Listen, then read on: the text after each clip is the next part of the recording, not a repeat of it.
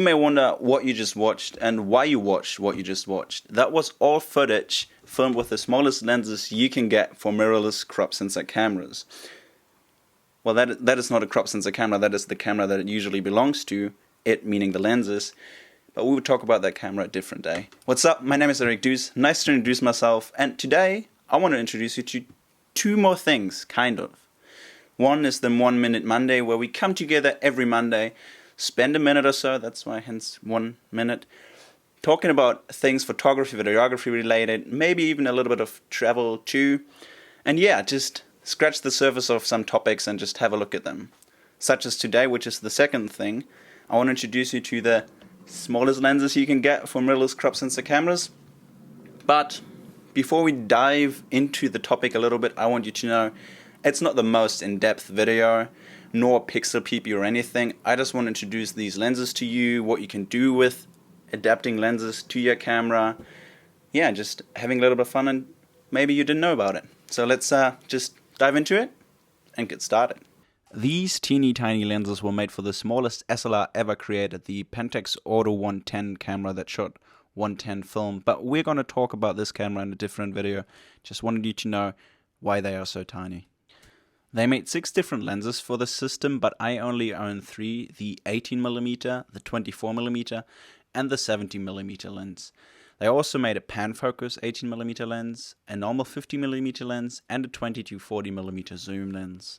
All of these lenses have a constant aperture of 2.8, so you'll not be able to change the aperture, you'll have to adjust the brightness in camera. Focusing, on the other hand, is really smooth and easy. You can do that by just turning the front of the lens, and you also see that it has little markings for distance, which is kind of neat and nice actually.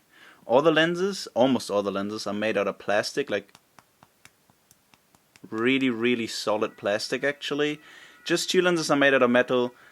One of them is the 70mm lens, and then the other one is the zoom lens. As these lenses were made for the Auto 110 camera, you will need an adapter for it to fit on your mirrorless camera. I own a GH5, and that is a micro four third sensor, so I had to get a micro four third adapter. Now, taking a look at the 24mm lens on the GH5 really looks ridiculous. It's a full frame equivalent of roughly 50mm and so tiny. And now I want to show you some shots I took walking around the neighborhood trying out these lenses when I first got the adapter. I personally really love them. I couldn't stop laughing the first time I put them on my camera. But I really love the results. You don't get these lenses for perfect sharpness or functionality, but character, fun to useness, yeah, kinda made that up, but I think it makes sense though. And maybe for size, it really makes a difference to have such small lenses. But one thing that I really love about this combo is the film-like look you get out of the camera straight away without any filter whatsoever by just using these small, tiny, old, vintage lenses.